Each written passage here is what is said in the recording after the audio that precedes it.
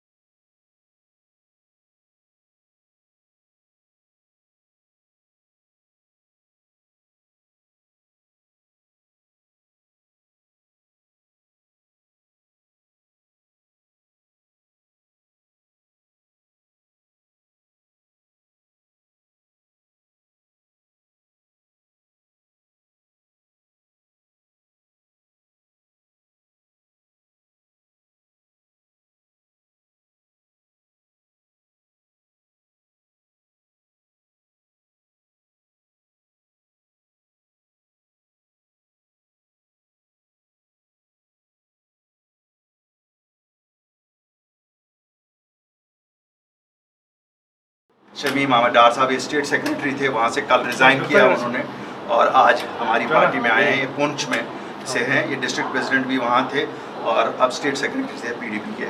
और मेरे साथ मेरे भाई सुरजन सिंह जी हैं, ये सिटी प्रेसिडेंट थे नेशनल कॉन्फ्रेंस के पुंछ के, और आज हमारे साथ मिले हैं। इनके बाकी साथी भी सभी आज यहाँ ज्वाइन कर रहे हैं। हमारे मोहम्मद शाह साहब ब्लॉक सदर ये भी हैं।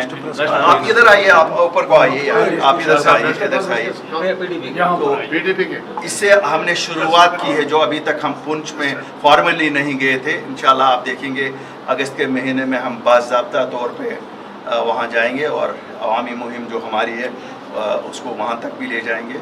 अल्लाह के फजल से आप कल और कुछ ज्वाइनिंगें भी देखेंगे और मैं इन सब का वेलकम करता हूँ और लोगों से अपील करता हूँ कि जोग दर जो आ जाएँ, जुड़ें हमारी इस जमात में जो उनकी अपनी जमात है, ताकि एक नया सियासी माहौल, नया सियासी निज़ाम कायम करें। सर अगर देखा जाए, सर एक सवाल, अगर देखा जाए ईस्ट इंडिया कंपनी से ताबीर किया गया बीजेपी को, जबकि आप भी उस मीटिंग में शामिल थे, आल पार्टी मीटिंग में, जबकि महबूबा मुफ्ती की तरफ से ये भी बताया गया कि सूद समेत 370 को वापस लेना होगा, तो उसके लिए आपका क्या रहेगा सर? देखिए, हमने खोई है अपनी स्टेटहुड, हमने अपनी पहचान खोई है, हमें फॉलो अप करना चाहिए। अगर हम इस इंतज़ार में रहें कि कोई हमें वहाँ से आके निवाला मुँह में डालेगा, शायद गलतफहमी होगी। हमें कोशिशें करती रहनी चाहिए और मैं लोगों को यकीन दिलाता हूँ कि अपनी पार्टी जो कायम हुई है खाली रियासत की शनाख्त को वापस लाने के लिए, नौकरियों का तहफ़्फ़ुज़ और ज़मीनों को तहफ़्फ़ुज़ करने के लिए, 2 चीज़ों में कामयाब हुए। इंशाल्लाह तीसरी चीज़ में भी कामयाब होंगे, खुदा करे। 370 और 35 से जो सुप्रीम कोर्ट जो लोग चाहते हैं उनकी उम्मीद के मुताबिक फैसला करे। होम मिनिस्ट्री की तरफ से एक बयान आया कि यहाँ पर स्टेटहुड तभी वापस किया जाएगा जब नॉर्मल सी बैक रेस्टोर हो जाएगी यहाँ पर, उसके लिए क्या आपका रद्द-ए-अमल होगा सर? मानता हूँ कि ये यहाँ की लीडरशिप का अहम रोल होगा, वो कन्विंस करने में कि ये मौका सही है और यहाँ नॉर्मल सी है।